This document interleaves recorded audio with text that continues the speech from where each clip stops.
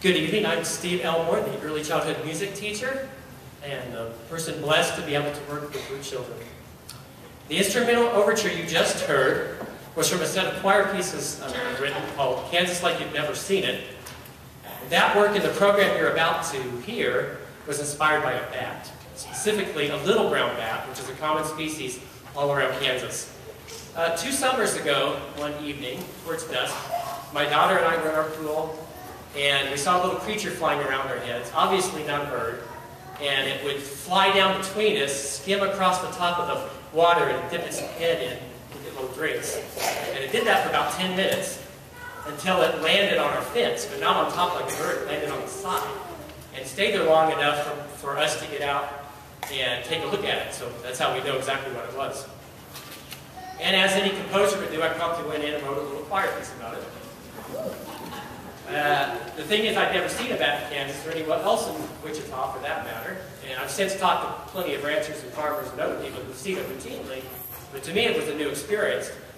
And it made me start wondering what other interesting sites might exist in Kansas that if only people knew about it, they might be surprised and pleased.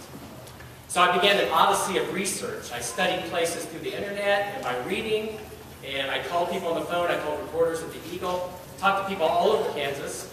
I found that people that live in the little towns, and in particular the geological regions or geographic regions, are very proud of their homes, and they're really, really eager to talk about them. And they often led me to other sites where I'd go to see one, they would direct me to something else. So I traveled about 3,500 miles all around the state. So most of the pictures you've seen are pictures that I've taken all throughout the state. Well, I decided not to waste the information, to share it with the kindergartners. The custom the last 5 years or so has been that the kindergartners help write the music for the program that you will see. So I showed them these different sites, and they voted on the one they liked the best.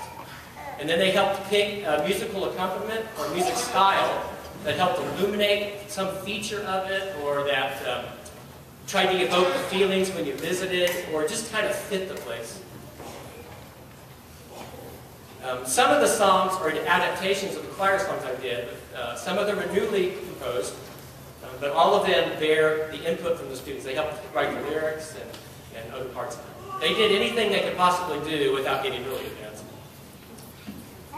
Now, as our narrator this evening, Kathy Wagner, early childhood physical education teacher, comes to the stage, I invite you to sit back, learn a little more about Kansas, and enjoy the fruits of their hard work and excitement as they present Kansas, Land of Oz.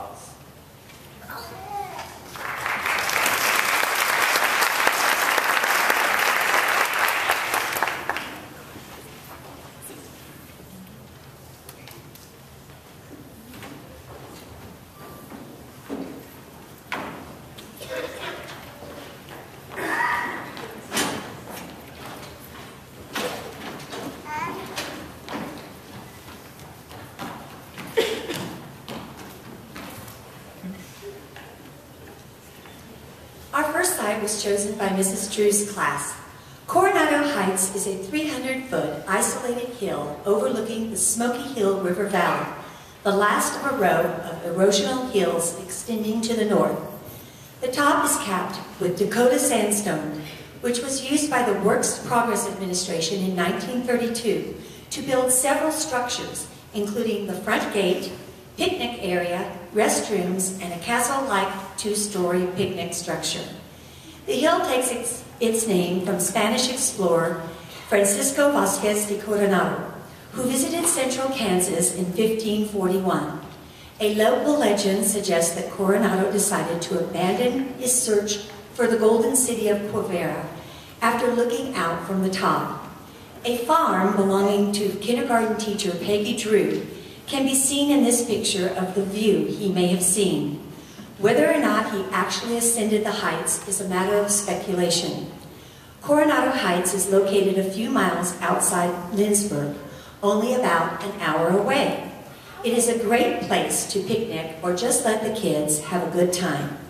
On a special note, the stone restroom mentioned previously is an outhouse, so the kids might not be too keen on using it.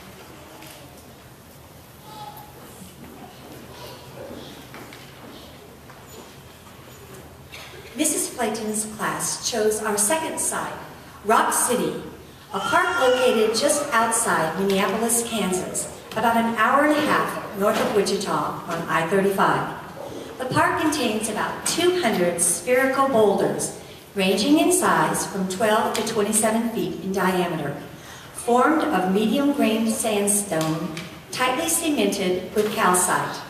The boulders are close together, creating great natural corridors and making them easy to climb. The place is great for playing, hence our song, Rock City, Hide and Seek.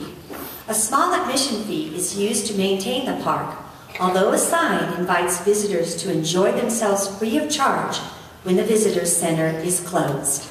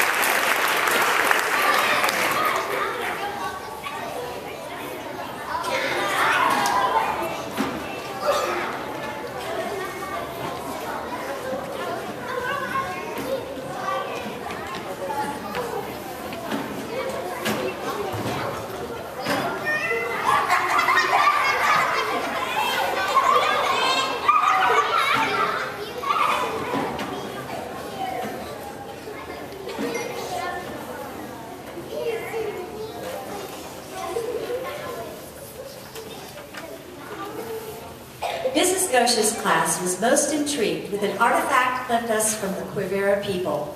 Between 1200 and 1300 AD, they dug what is now known as the Serpent Intaglio. Usually associated with jewelry, an intaglio is an etching incised into a surface, in this case, the ground. The figure is a 160-foot representation of a snake with jaws extended, swallowing a circular object, possibly an egg. Why it was dug is unknown, but its location may give some indication. The serpent flows down a hill pointing northeast, with the western jaw continuing the line. The eastern jaw line points directly north. 3 sites which show evidence of human presence, but not habitation, are thought to be some kind of council circles that sit almost exactly along those lines. The jaws themselves frame the headwaters of the Little Arkansas River. All of these features combined suggest that the Serpent Intaglio was an important area to the Cuartelejo and may have served as a religious center or a territorial marker. If you care to visit the Intaglio, you must contact the Coronado Heights Museum in Lyons, Kansas to arrange a tour with the curator.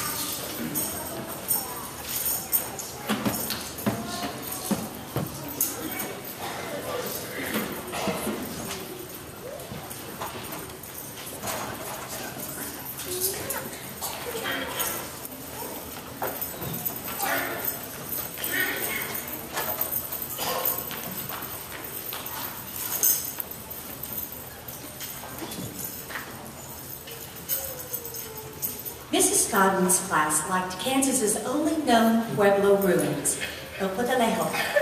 In 1664, a group of Taos people fled tyrannical Spanish rule and moved with their Apache allies to what is now Lake Scott State Park in Scotts County.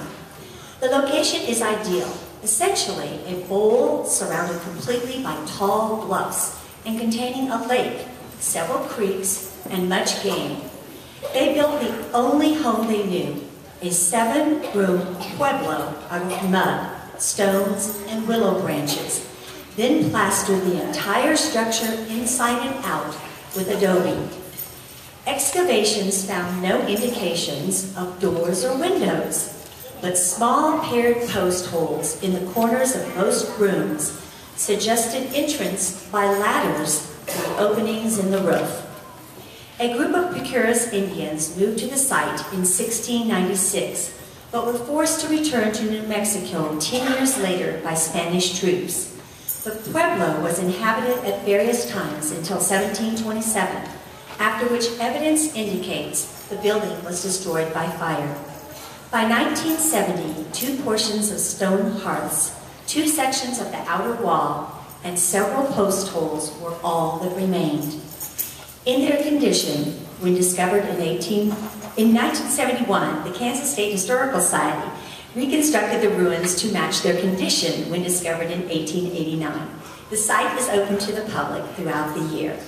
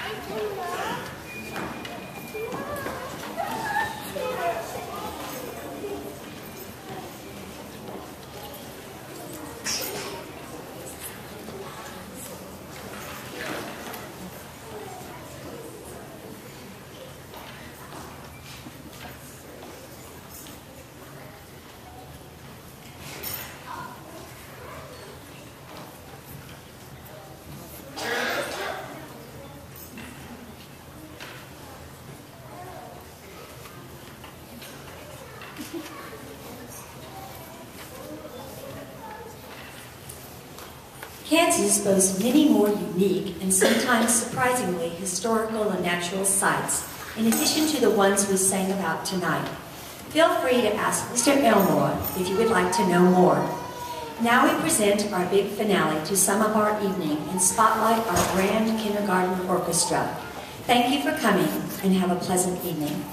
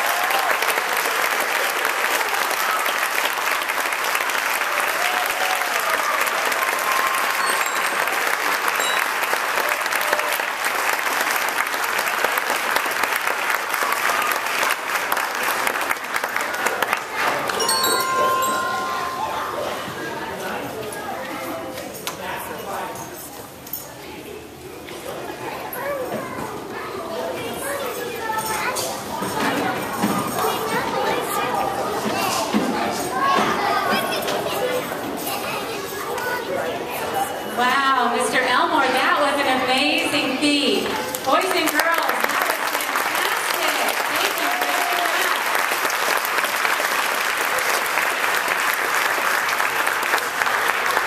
That was really hard work, boys and girls, and I'm really proud of you.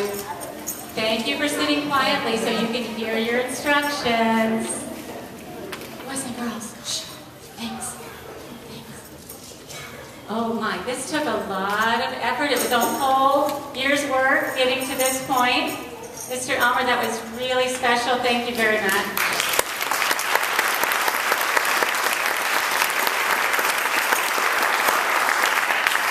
Parents and grandparents and family friends, you have some really wonderful children, and we're so honored to get to work with them. We do know that trying to get 54 kindergartners to want to do this all at the same time at 7 o'clock on a school night is a challenge, and we thank you so very much for doing all that you do to support us in our program here, and we are very honored to work with your children. Now, boys and girls, we're going to dismiss in an orderly fashion. There are refreshments outside in the commons area. We would also, first of all, like Mrs. Drew's class to carry their instruments to the choir room. So Mrs. Drew's class, very carefully walk off stage with your instrument, and parents, you may meet them in the choir room.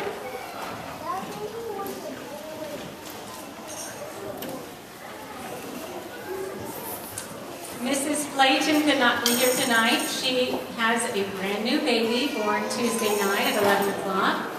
And so her substitute teacher, Charlotte Owens, is here. Charlotte, stand up so everyone can greet you. We're so happy that you are now a member of our faculty. Mrs. Flayton and Mrs. Owens' class, if you would step right over here by me, boys and girls. Mrs. Flayton and Mrs. Owens' class, come to me, please. Right over here. Come this way. Boys and girls, stand up and walk over here. Thank you. You may exit the stage right over here. There's the stairs. It's a little dark. You see the stairs over there? And parents, you may come and find them right here at the front.